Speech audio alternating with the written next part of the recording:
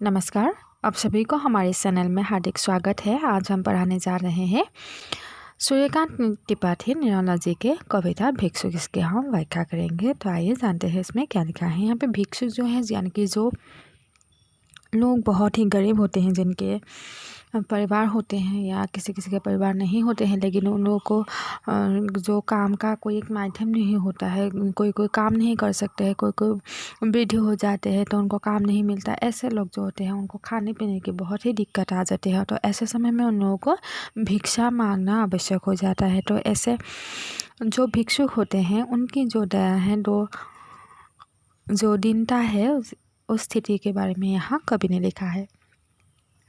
तो यहाँ पे कवि ने एक भिक्षुक को देख के लिखा है कि वो आता दो टुक कलेजे करके करता पछताता पर आता। यानी कि वो भिक्षुक जो एक आदमी जो है वो भिक्षुक है, वो आते हैं दो टुक कलेजे को करता पछताता पर आता। अपने कलेजों को दो टुकड़े करके, यानी कि जब वो गरीब लोगों को भूख लगता है, दर्द होता है तो कलेजा क्या है से छील जाते हैं। तो पर बोला गया वो जो भिक्षुक आ रहा है उसका कलेजा टूट चुका है और वो पछताते हुए रास्ते पर आ रहे हैं। पेट पीठ दोनों मिलकर है एक। उनका पेट और पीठ दोनों जो है वो एक जैसा हो गया है। समझ में नहीं आता पीठ कौन सा है पेट कौन सा है, क्योंकि खाने के लिए उनके पास कुछ है नहीं, तो इसीलिए पेट जो है वो पीठ पे आके लग चुका है।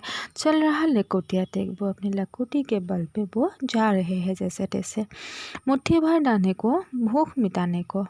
तो उनके पास क्या खाना है, सिर्फ एक मुट्ठी भर दाने हैं खाने के लिए, और कुछ भी नहीं है भूख मिटाने के लिए। ऐसा कोई है नहीं कुछ भी।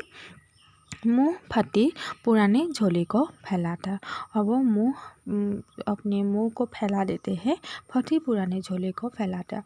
मुंह को भरने के लिए वो बोलते हैं भिक्षाम दे दो, और अपनी जो फटी पुरानी वस्त्र है उस वस्त्र को वो आगे करके देते हैं कि भिक्षाम दे दो। दो तो कलेजे के कट्ठा पछताता आठ पर, और वो व्यक्ति जो भिक्षुक है वो अपने कलेजों का थामता हुए वो पछताते हुए पथ पर आ रहे हैं। और कभी ऐसे व्यक्ति को देख के बहुत ही दुखी हैं। उनके साथ दो बच्चे भी हैं। सारा हाथ फैलाया उनके साथ दो भी बच्चे जो छोटे छोटे हैं, वो दोनों भी क्या कर रहे हैं, हाथ फैला रहे हैं। बाएं से वे मलते हुए पेट को चलते हैं। वो बाएं हाथ से क्या कर रहे हैं, अपने पेट को पकड़ते हुए आ रहे हैं, क्योंकि भूख के मारे क्या होते हैं, पेट दर्द होने लगते हैं, तो इसलिए वो पेट को पकड़ते हुए आ रहे हैं। और दाहिना हाथ दया दृष्टि पाने को बढ़ाए, अपना दायां हाथ जो है वो भिक्षा के लिए आगे बढ़ाते हैं, और बाएं हाथ से अपने पेट को पकड़ के हुए वो आ रहे हैं। भूख से सुख ओठ जब जाते, दाता भाई का विधाता से क्या पाते।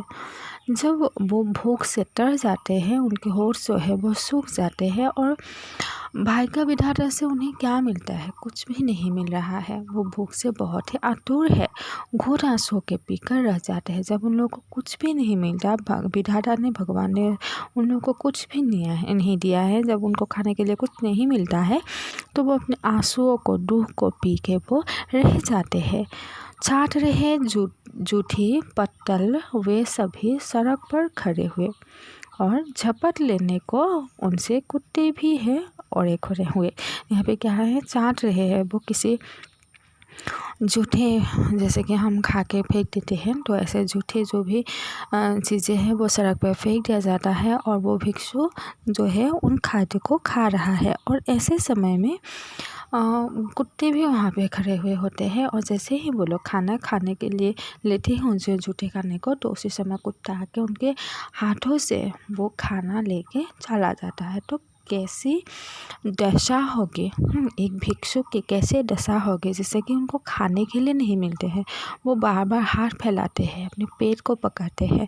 उनका पेट और पेट जो है वो समझ में नहीं आता है कौन सा कहाँ है, और अपने बच्चों को लेकर वो भीख मांगते हुए चले जाते हैं। और दुख की बात यह है कि भाग्य विधाता वो कुछ नहीं पाते हैं, यानी कि भगवान उसके सामने खाना नहीं देते हैं। जो रास्ते पे सड़क पे पड़े हुए होते हैं उसी खाने को वो खाना चाहते थे, लेकिन ऐसे समय में भी वो भूखा हुआ कुत्ता उनसे वो खाना भी छीन लेता है।